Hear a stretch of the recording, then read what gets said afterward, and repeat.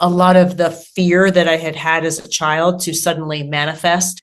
And that's really what happened. I wound up having a panic attack over something at work that was like a level 1. And I was 1,000% sure I was going to be thrown into poverty living in my car. I mean, things that couldn't possibly happen because I have like plan A, B, C, D, E, F, G because of that disruptive childhood.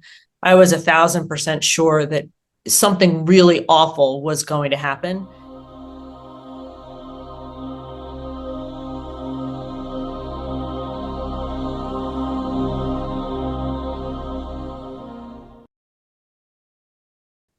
Hi, Joel. Thank you so much for joining me. I'm very excited to hear your story because you healed your childhood trauma with MDMA. And before we get into all of that, you just share a little bit with us about what happened in your childhood, actually, that brought you to this point.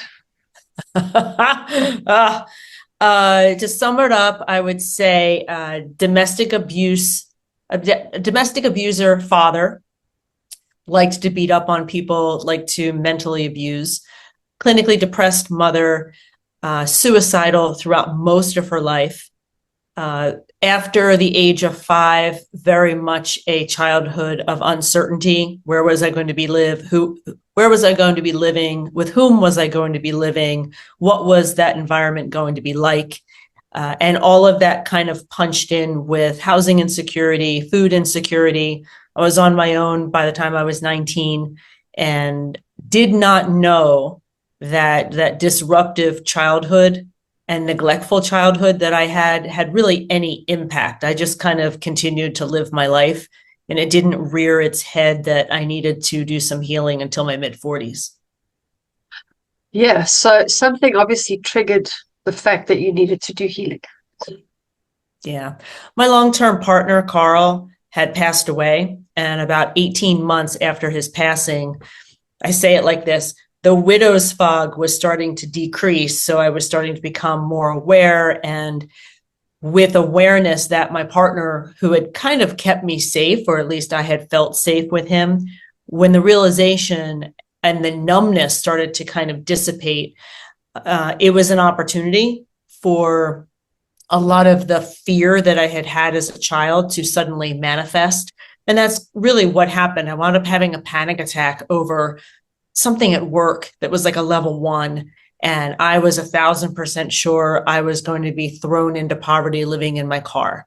I mean, things that couldn't possibly happen because I have like plan A, B, C, D, E, F, G because of that disruptive childhood. I was 1,000% sure that something really awful was going to happen. And when I couldn't get rid of those feelings, and when my body was not responding, like my brain was like, come on, Jill, these things can't happen. My body felt like I was, at the top of a mountain with, no fence, afraid of heights. I wound up going back to my therapist who had helped me with my grief work. And ultimately, after hearing a couple of my childhood stories and looking at my behavior and seeing a patient after a few months saying, I just can't live like this anymore. Like, I'm just ready to tap out. There's just no point. I'm always scared. I'm never going to win. She diagnosed me with the PTSD, and turns out she was in a program to become a psychedelic assisted psychotherapist. And she said, look, your prescription for Wellbutrin, the months of talk therapy, we're not making progress. Why don't you consider this option? And I looked at the clinical data that was available at the time. I also trusted my therapist, and that's pretty much how this therapy landed in my lap. Wow. Well, sorry about your partner.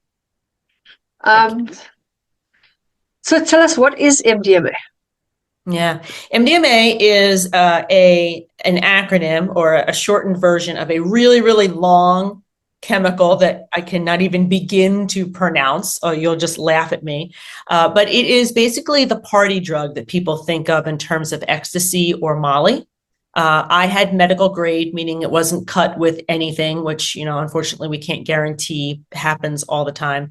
So when you hear and I'm old, so I always say, when you hear the kids talking about being at the club or being at the rave or just having a lovely time with people because they took some ecstasy, ecstasy or MDMA in its pure form is a heart opener. It does have a little bit of methamphetamine, so it does have a little bit of speed to it. So if you have any sort of heart concerns, it definitely disqualifies you from using it therapeutically. It's not your traditional psychedelic. It doesn't give you the beautiful visuals and things of that sort. For a trauma patient, this is the way I describe MDMA. I've always put my hands on my shoulders because I think my shoulders were at my neck my entire life. And so for a trauma patient, the MDMA that releases a bunch of serotonin and dopamine into the system, it allows the trauma patient, his or her body, to calm down. At least for me, it allowed my body, the fear response, to calm down. And it allowed me to start talking about the fear of my father. So I give you a very unscientific definition of what MDMA is because that was kind of my experience as a patient. I didn't really pay attention to the science of it. I paid attention to how it helped me heal. Yeah. Yeah. Amazing. So do you take it once? Did you take it a few times? Like, is it under supervision? Oh, yeah. Oh, this was a complete medical procedure. So MAPS.org, get ready, this is a mouthful, the Multidisciplinary Association for Psychedelic Studies. I told you, it's a mouthful. So I just refer to it as MAPS. They are the folks who ran the clinical trials. In the US, the FDA actually delayed approval in August because there were some issues that we don't have time to talk about. But fundamentally, MAPS is the organization that funded all of the, or appropriated all the funding to be able to run these clinical trials. And the way that the MAPS protocol works is that you have two facilitators with one client. You wound up doing a good bit of talk therapy beforehand. I already had my trusted therapist, so I had to prepare for it. The day of the journey, and I'm using the word journey therapeutically versus a recreational trip. So the day of the journey, I went to a location that was absolutely beautiful. It doesn't exist anymore. It actually got torn down, but it was a beautiful, beautiful set of rooms that had a mattress and had lots of sitting areas and blankets and just a lot of room to be expressive if you needed to. My trusted therapist and her mentor in her program, who was a medical doctor at the time. And this medical procedure was basically me taking MDMA and sitting and talking and occasionally putting my eye mask on and just kind of relaxing because the medicine kind of goes in waves. But it was a solid 6 hours on our very first session. So if you think of it as the medical procedure it makes sense that there would be two medical practitioners there with a particular client. And then the time after that journey is called integration time. And that's when the neuroplasticity advantages of using psychedelics really shows up because you get to rethink a lot of the perceptions that you had that were created as a child. Looking back on those memories, I realized there was nothing wrong with me as a toddler. My 6'2", 230-pound father, who at that time was probably in his 30s, should not have been beating up on a toddler. And the neuroplasticity that the MDMA allows, or most psychedelics allowed me to change that perspective. And that's how the healing happened, almost memory by memory by memory. That's amazing. So you remember the entire scenario. It's not like you went on a journey and forgot who you were and came back. Oh, no. My MDMA, you know who you are. And we voice recorded, and I always encourage people when you're doing this therapeutically, voice record, because you'll be amazed at what your subconscious comes out with. And when I listened to the transcripts, I was speaking as clearly as I'm speaking to you right now. The only thing that happened was that if I didn't want to answer a question, I didn't. There were like no white lies. Like I wasn't about to say, oh yeah, I had a rough childhood. No, I just kind of stayed quiet.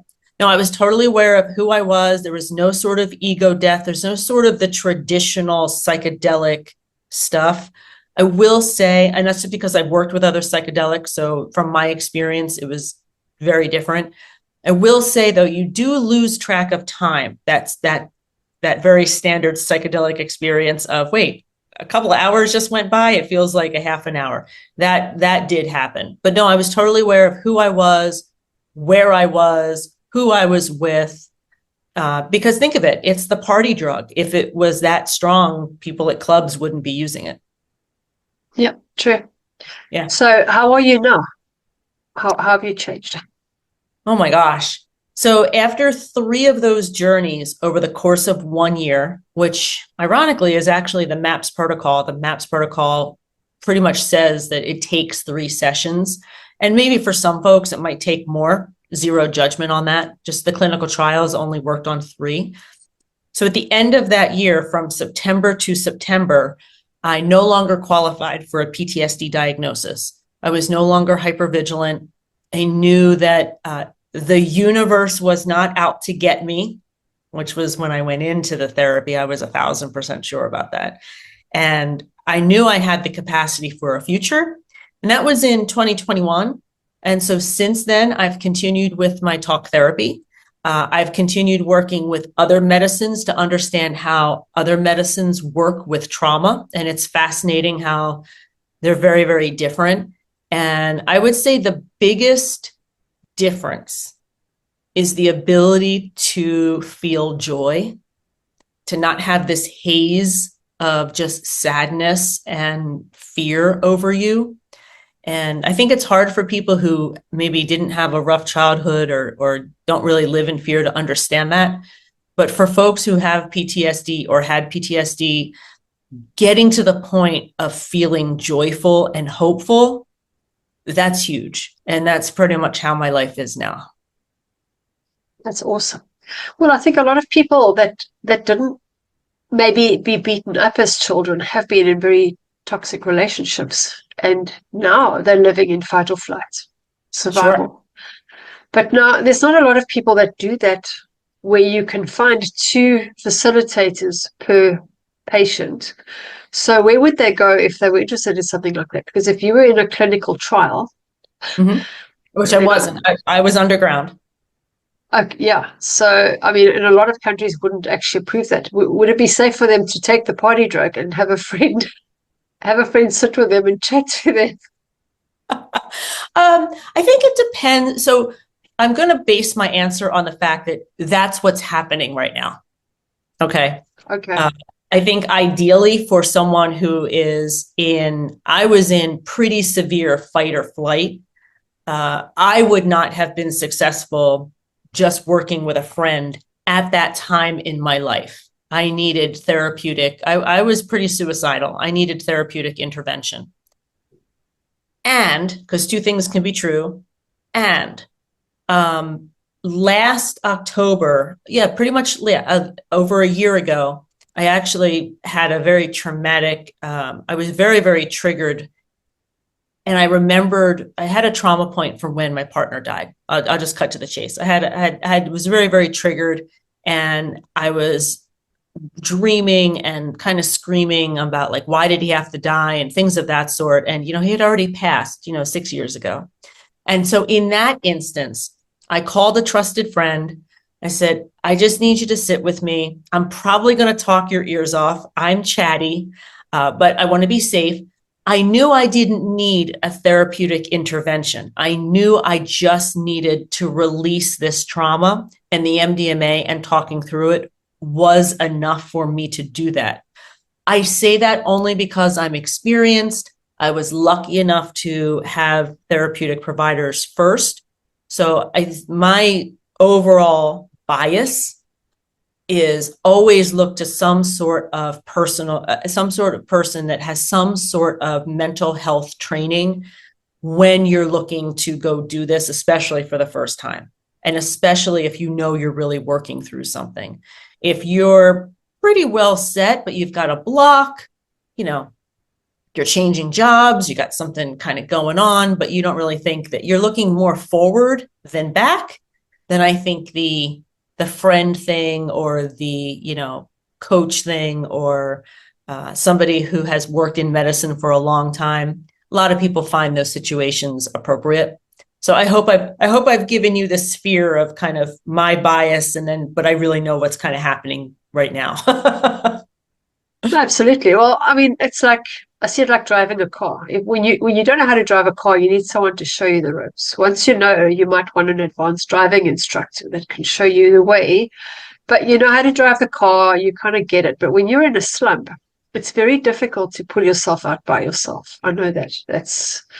And so many people try and do it, and then they blame themselves for not doing it right, or they think there's something wrong with them. And Yeah, ultimately, that's sad. Or they don't want to be a burden on anybody. They keep it to themselves. which is And also a trauma response. Yep. yeah, yeah. Yeah. Yeah. So, how have your relationships changed with people around you? Actually, I have far less patience for people who don't have their stuff together. uh, you know what? These experiences, and the more that I'm very privileged in that I've been able to continue working on myself. And when people have not worked on themselves, you can pick it up pretty quickly.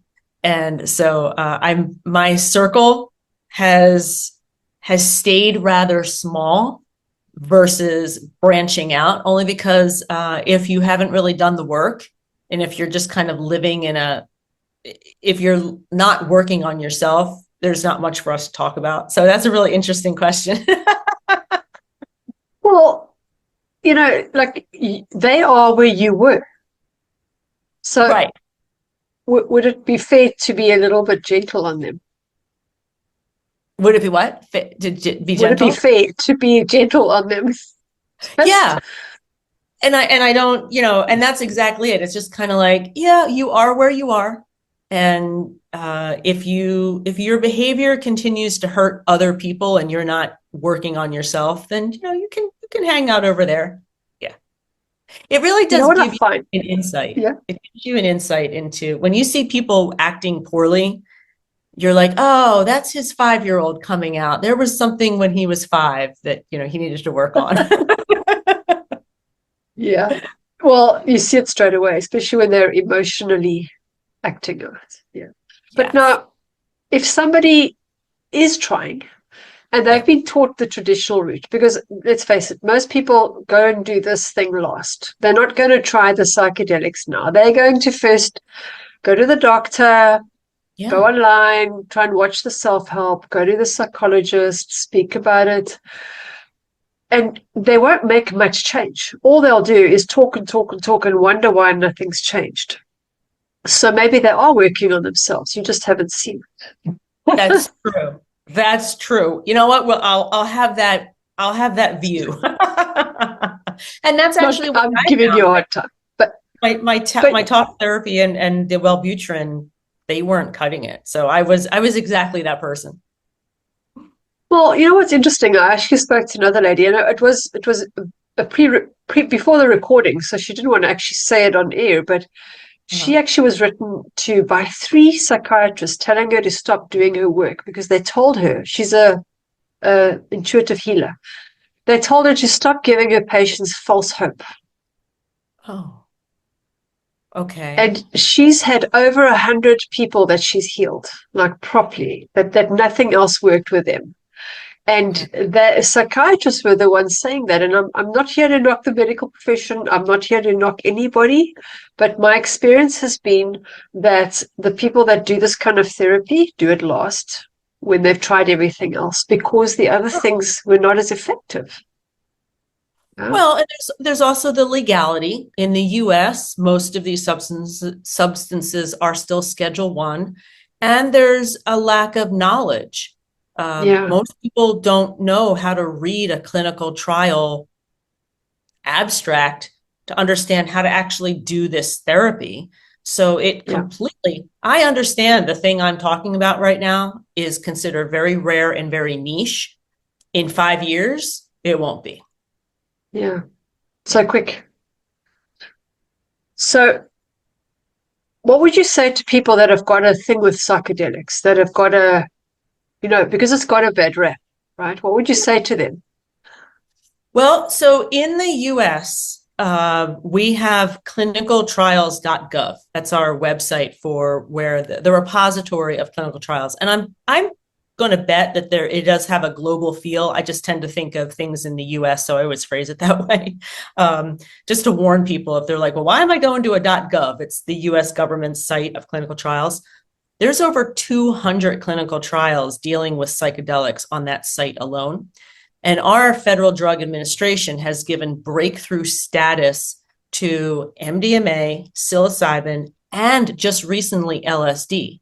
And what breakthrough status means is that from the early clinical data, there's nothing else on the market that works as effectively. And so theoretically, with that breakthrough designation, drug development can happen faster. Something went off the rails in August with the FDA not approving MDMA, which again was labeled as breakthrough. So I'm not exactly sure that there was a lot of stuff, a lot of theories, what was going on there. But fundamentally, what I say to folks is that it's completely natural that you are skeptical about this, that it sounds a little wacky because everything we've been told. I was a child of the 80s. I grew up with the egg in the frying pan, don't do drugs. I had only had one experience with ecstasy before showing up for this particular therapy. So I get all the stereotypes and I don't want to mess up my brain. And it makes sense because that's what we've been told. If you have someone in your life, major depressive order, addiction, anxiety, end of life anxiety, these are all mental health issues that are being studied with psychedelics and are finding a lot of purpose. And I would also say, too, that there's a proliferation of psychedelic retreats in other countries where substances are legal, and they could only survive if people were actually interested in partaking. So I would basically say to folks, normally the folks who are most like, oh my gosh, no, it's drugs, really have no idea the research that's happening, the number of retreats globally that are available, and the fantastic response that veterans are getting dealing with PTSD, end of life anxiety. Terminal cancer patients are using psilocybin and easing their anxiety. I mean, what a wonderful gift. So really, that's what it comes down to. Usually people, well, Jill, what do you do? Well, I advocate for psychedelic assisted psychotherapy. Then they go silent. They don't ask me any questions. And then like 15 or 20 minutes later, like, well, what does that mean? And then 15 or 20 minutes later, so tell me more about that. Like, it kind of has to sink in because I'm not the stereotypical, what people think the stereotypical psychedelic user or advocate would look like. So like people they kind of circle back to me. So are they allowed to, do you facilitate the MDMA journeys? I have. I'm not a therapist. I have in a coaching environment. And just to kind of for personal growth or for somebody, getting, again, I look to the future because I'm not qualified or resourced to help with people with their deep trauma.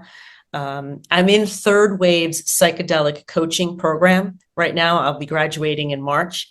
And so I choose to occasionally facilitate with people who, number one, successfully get screened. They don't have any health issues. They don't have any history of schizophrenia or phobia with them or their families. Like, I have a pretty strong, like, hey, look, there's lots of other things you could do. We don't have to do psychedelics. So let's make sure you're screened properly and so that nothing is dangerous.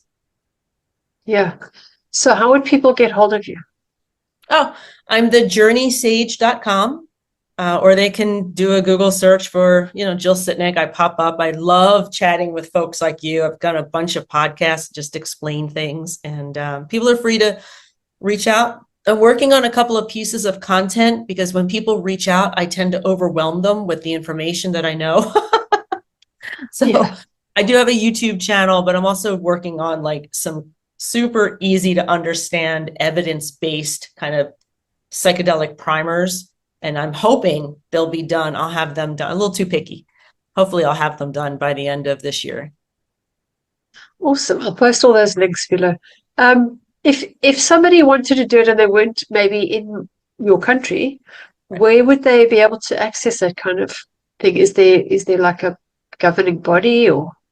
No, I mean, the challenge is this, we have been talking, at least in the US, we've been talking about a medical procedure that is currently illegal. And in various countries, different medicines are legal or illegal. And so you have to look at the laws in your particular country. And then if you're still going to move forward or you're thinking about moving forward and you want to chat with some folks, I just always encourage people to join communities.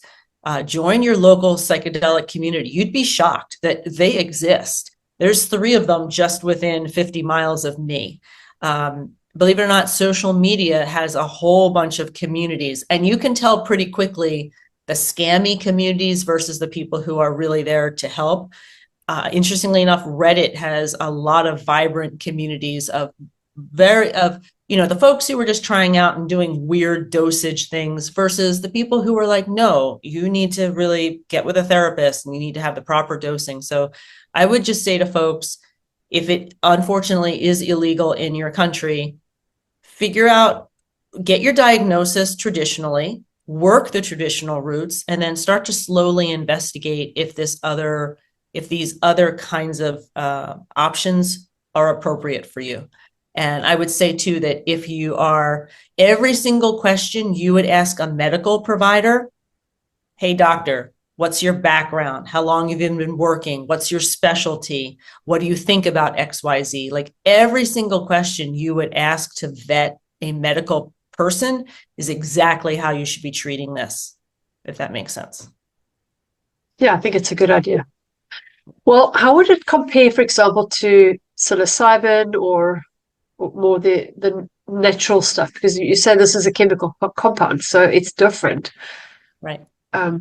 Yeah, how would it compare? I mean, I'm assuming you haven't taken all of it, so you're not a drug Oh, addict, but you'd know a little bit more about it than I do. So well, I've worked with psilocybin and I've worked with iboga, yeah, both which and 5-MeO DMT or bufo, which is the toad secretion. I yes, would urge people to go with the synthetic so we're not hurting other little frogs. The main difference, there are people who argue that MDMA should not even be classified as a true psychedelic because it doesn't give you those visuals. You're not out of your body. And remember, I'm talking therapeutic dose. Therapeutic dose. If people yeah, are doing crazy dosing, I mean, I can't speak to people doing crazy dosing. I've always stayed with a therapeutic dose, which is all online. You can find that information easily online. Psilocybin, iboga, they are much more visual, usually, assuming you're not on SSRIs, much more visual and much more pattern showing. Hey, why am I doing XYZ behavior or why do I believe XYZ? I find the plant medicines show me my patterns and take me right back to the trauma area. Whereas MDMA is much more, it's hot chocolate on a cold day. You feel good. You feel safe. You want to connect with someone. And so for a trauma patient, like for me, I would not have been successful taking some mushrooms. My first experience with psychedelics would have freaked me out because I was in a full PTSD spiral. But that's not true for everybody. That's absolutely not true for everybody. Some people just can go right into that kind of experience, but they're very, very different. They're very, very different. And it's completely different too than like an LSD experience. Plant medicine, you can kind of navigate, assuming you're not taking crazy doses. MDMA, you can kind of navigate. LSD, you have to have a lower dose to be able to navigate it. But all of these kind of things, dose dependent, your preparation dependent, how safe you are with the environment, who is sitting with you, all of those kind of play a factor, but they all work very differently. Or I should, let me rephrase. I'm not saying how they work differently in the brain because there's a lot of research going on to figure all that out. I would say the experience is very different, an MDMA experience versus a mushroom experience, and even then an iboga experience. Iboga is used for addiction and opioid addiction. It's a beautiful, beautiful medicine, but high end in terms of the experience. It's like an 8-hour journey. Wow. Yeah, I heard that psilocybin is more for people with depression, that it helps one or two take it once or twice and the depression is healed. How does that work? Does it connect them with their trauma, that they realize they're carrying it and they don't have to anymore? Or Yes, it changes the neuroplasticity afterward. So psilocybin will show you the pattern. So if you're looking and saying, I'm clinically depressed, I don't see the hope in anything. I have had the experience of psilocybin actually taking me back to age 5 with my grandmother slamming the door in my face for a variety of reasons, and me getting the feeling of I'm never going to get my needs met. I use that example in that you could have someone who is experiencing massive depression that comes from a childhood issue. Remember, I'm being very specific about where this could come from. And psilocybin can show you where it started and your neuroplasticity after the journey, the first 2, 3, 4, 5, 6, 7, 8 days. It lasts like a solid 2 weeks. You're able to look. I was able to look at that memory and say, boy, my poor grandmother didn't even have the capacity to hug a 5-year-old who was crying. Like, wow. So it allows you to shift and realize, hey, wait, there was nothing wrong with me. There was something else wrong. And that shifting, that perspective shifting, that's where the healing happens. So with someone with treatment-resistant depression, they just might not have ever, with the SSRIs, ever gotten to the actual trauma points. And so that's what the research is showing. 2 or 3 sessions of psilocybin in a therapeutic environment can have a real impact on treatment-resistant depression. yeah, absolutely. I think it's all about perspective. Once you realize that it actually had nothing to do with you, and they were doing the best they could. They were also victims. It's just been going on for generations and they don't know any better. And every generation, I think, is becoming more conscious. And so we're seeing this and saying, how could you treat us like that? I mean, I know my children are more conscious than I was. I'm thinking I'm more conscious than my parents were or are, and it just, yeah, it's crazy. Okay, so yeah, trust me, when I came out of that, actually one of the facilitators was kind enough to hug me at that particular journey, and I remember saying, why was that so hard? Like a little 2-minute hug, why was that so hard? And then it occurred to me, oh my gosh, can you imagine my grandmother's life, that she didn't even know she could do that?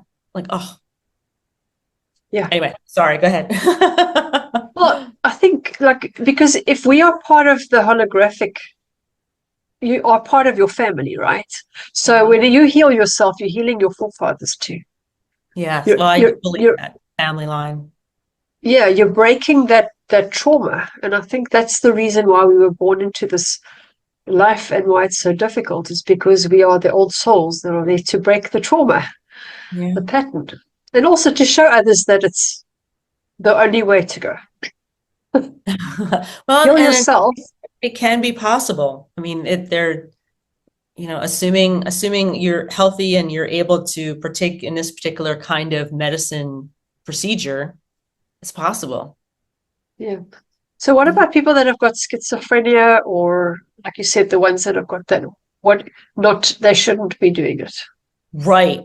All the research right now says that if you have a history of schizophrenia or you have a history in your family, even if you've never evidenced it, to stay away from psychedelics and stay away from marijuana.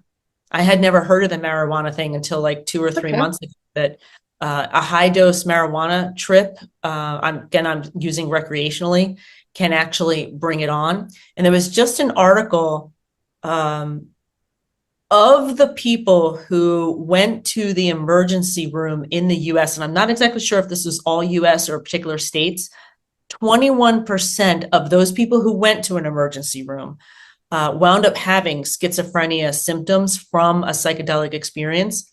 Now, remember, This is only for the documented cases of people who actually went to an emergency room versus all the people who are working with psychedelics who never did and didn't have a problem. So it sounds massive, this 21%, but it kind of makes sense because if you're having a psychotic break and you go to the hospital, obviously that's where the reporting is going to be. So yes, super, super important before you treat psychedelics like you would treat any sort of medication. What's it going to do to you?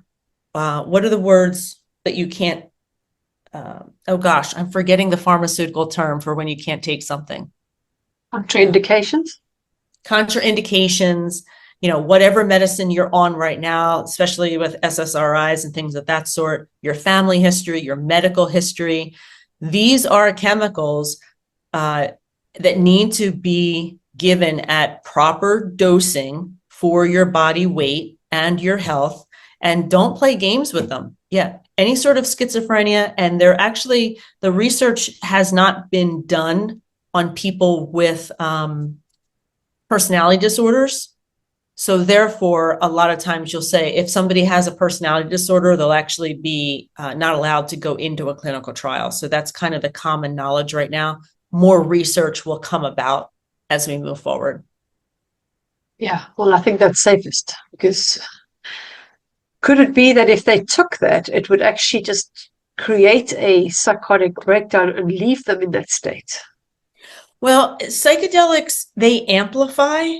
One of the reasons why you have intentions when you're going into a psychedelic journey, like, oh, this is what I want to work on, or this is what I want to figure out, is that the medicine will kind of amplify what you're thinking about and what you're working on.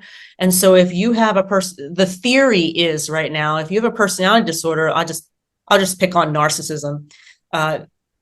What's going to happen if the narcissism is elevated, if it's emphasized? That's not necessarily what you might have wanted to have happened.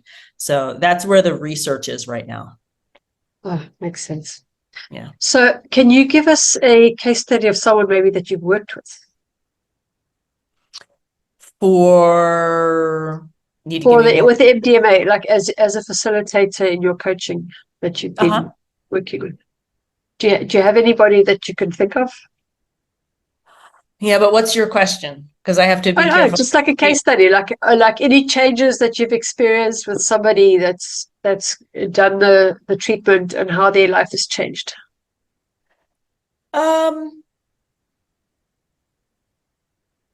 I will throw a couple of people together as I'm saying this answer to avoid any sort of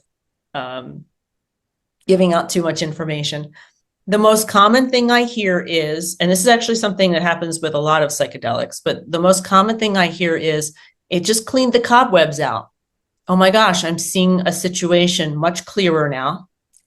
And I would also say too, that it allows the people with whom I've worked, it allows them to access their emotions a bit more, especially if that person has dampened down emotions of fear, emotions of sadness, and they're acting in their normal everyday life. They're having behaviors that are kind of based on fear and sadness, and they don't know it, and they're kind of sabotaging and doing some behaviors that are really not helping them.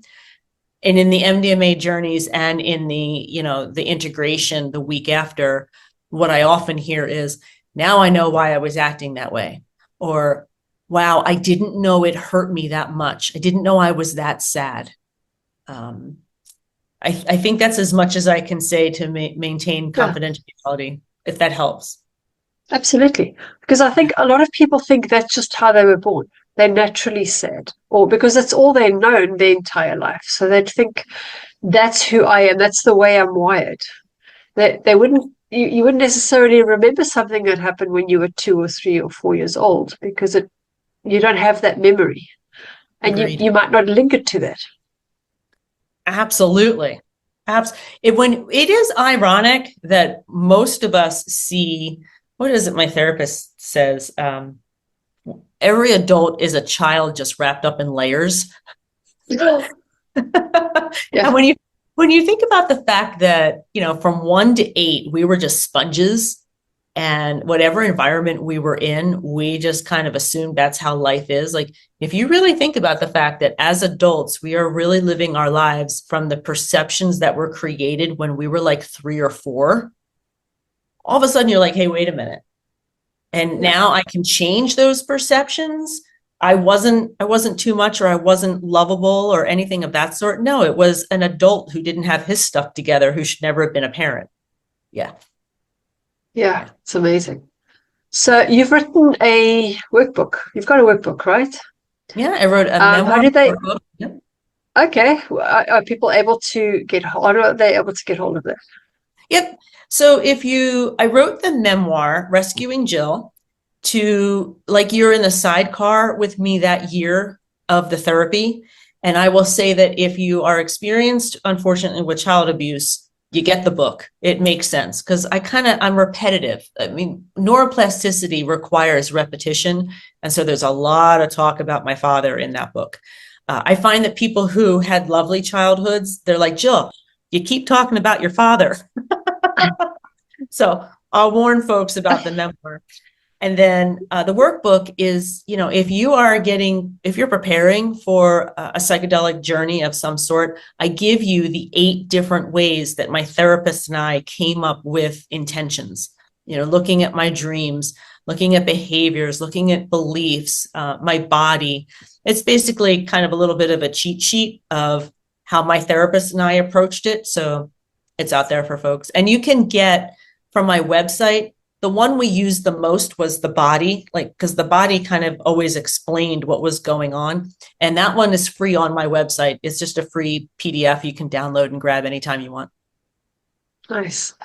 Yeah, I think it helps for people to identify where they, having a guidance, somebody to guide them along and ask the right questions, having the right prompts. Yeah. Yeah. Yeah. And so in my coaching program, I'm working on a companion.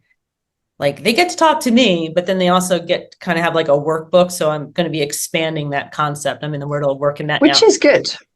Which is awesome because, you don't have to then be there all the time. They can work at their own pace. Yeah. And when they're ready. Yeah. So have you encountered any resistance? And how do you address that if somebody resists what you're doing? Do you mean like people making small talk, or do you mean actually getting ready for a journey? Or no, resistance as in what you're doing is wrong, it's bad. No.